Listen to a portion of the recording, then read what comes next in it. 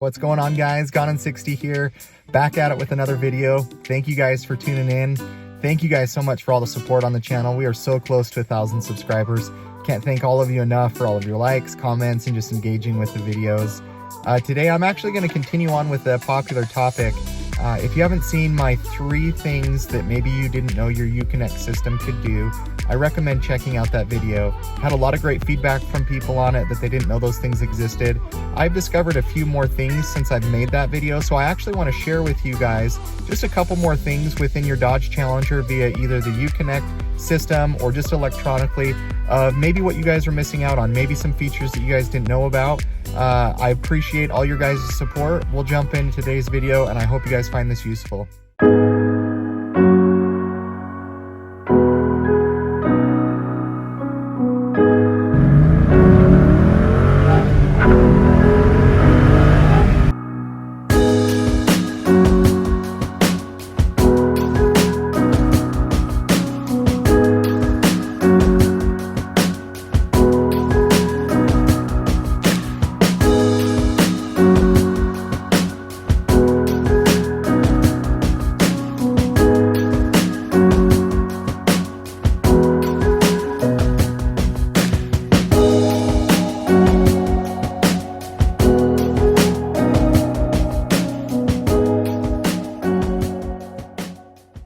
Okay guys, so for the first tip that I want to share with you guys, we're actually going to be going to the settings icon over here, and you guys might notice that I have some different lineup for apps on my screen, and that's because for my last video that I covered on the Uconnect, you can actually drag and move these around and change them all around, and you might notice my display is a little bit different for the background. So those are all customizable within the settings.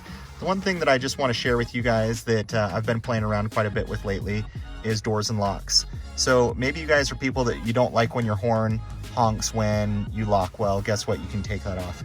Maybe you want the horn to sound after the first press of the lock button. Maybe you're someone and you like it on the second press. You can determine if you want your lights to flash when you lock. You can do an auto unlock upon exit.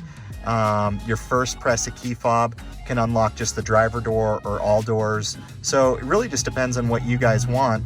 And then obviously passive entry is being able to just walk up to the door, have your key in the pocket, and just press the key fob. So I've actually found that these settings are extremely helpful. I think it's really just depending on your preference of what you like for your doors and settings, but I think it's really cool that Dodge included this as part of a setting that you guys can actually adjust. So depending on your preferences, depending on what you guys like, this is the first thing that I just wanted to share with you guys that I've kind of been playing around with lately, and I really like it. You can see here that these are kind of the preferences that I have.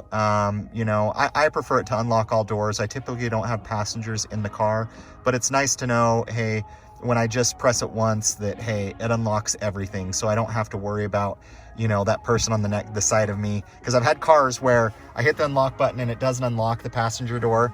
And so, you know, you have to press it again. And so these are kind of the settings that I like, but I hope you guys find this first thing useful, and we'll jump into the next couple things. Jumping into something else that maybe you guys didn't know about, I actually want to jump in here to the drive modes and show you guys that you can actually set up a custom drive mode. If you guys own your car, you guys know when you start up the car, it automatically puts the traction and street setting, as well as steering and street setting. And a lot of times, hey, that can be great, right? You have the traction control on, you like it, but maybe there's different settings that you guys like. And there's actually a great way that you guys can set up a custom setting and quickly just be able to always have that be in the custom setting. After you start up your car, you can just press a button and it puts it in there. So I'm just gonna cover it real quick. So say I just wanted to start over and say, hey, I wanna create something custom. You just click here under the custom setting. You click under here for custom setup.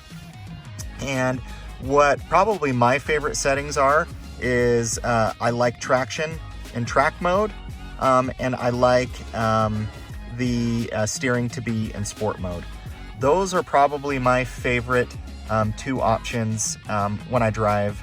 I've been driving a lot more lately just in street mode because I haven't been routing the car, but track, it opens up the sound a little bit more. It does take the traction control off. Like many of you know, I've found the steering and track to be just a little bit heavier than I like. I kind of prefer the feel of the sport feel, not too heavy, but still responsive. So those are my preferred settings. And really what I want to show you guys is when I exit out of this, and let's just say I put this back into let's just put it back into auto here, and it's gonna put it in street. Now, say after you guys start up your car, which I'll go ahead and do for you. All right, so we got the car all started up. You know, maybe you guys are backing out of your garage at this point. Maybe you're going down the road. And let's say you don't want it to be in street mode, but you really don't want to have to, you know, maybe you're listening to your music, you know, and you come over here to settings. You don't want to have to hunt kind of through everything. Well, one thing that you can do really easy after I just showed you how to set up your custom mode is you can come over here and you can double tap the drive modes, and it puts it in my track and sport mode. So if you guys haven't noticed how to do that, I really recommend you guys use it. So that way when I'm driving, I typically drive it in just the standard street mode, but a lot of times I want to have it in my favorite setting, which is traction on track and steering on sport. And so all I do is once you've custom set that up, which I showed you guys, double tap your drive modes when you're driving and it automatically puts it in that. So I hope that one was very useful for you guys. It's probably one that a lot of you guys know about. If you guys are ever wondering where to get to your different valet settings, I've actually used the valet. You guys can actually enter in a pin. So when I take it to get my oil changed, I like to put it in valet. What it does is it reduces the power of the car significantly, and it doesn't allow people to really rob the car. So anyways, wanted to show you guys just quickly those drive modes, and we'll jump into the next item. All right, the last thing that I want to share with you guys actually came from one of my subscribers. He wanted to talk about the speed warning. And so, you know, I don't know particularly which models these are on or what feature this comes with. I have a 2019 Dodge Challenger Scat Pack, so, you know, it's the base model, manual transmission. But they were mentioning that their car, you know, in the Uconnect, you can actually adjust kind of your speed warning.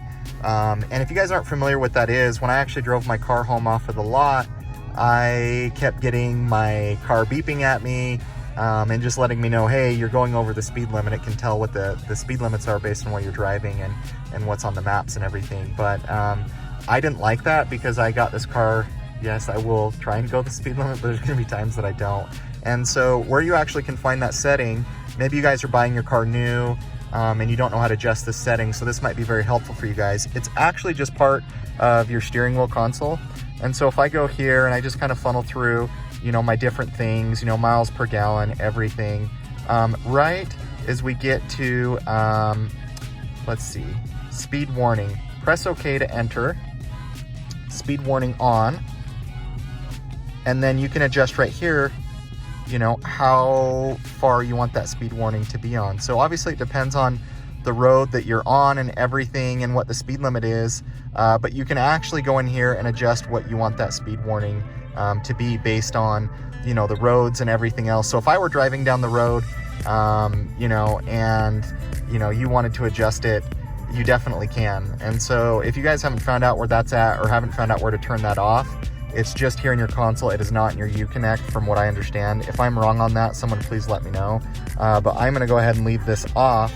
But anyways, if you guys get in a new car and you're not sure how to turn that off, that is where you guys do that. So anyways, guys, I hope you've enjoyed some of these just quick tips on Uconnect, some of the digital stuff.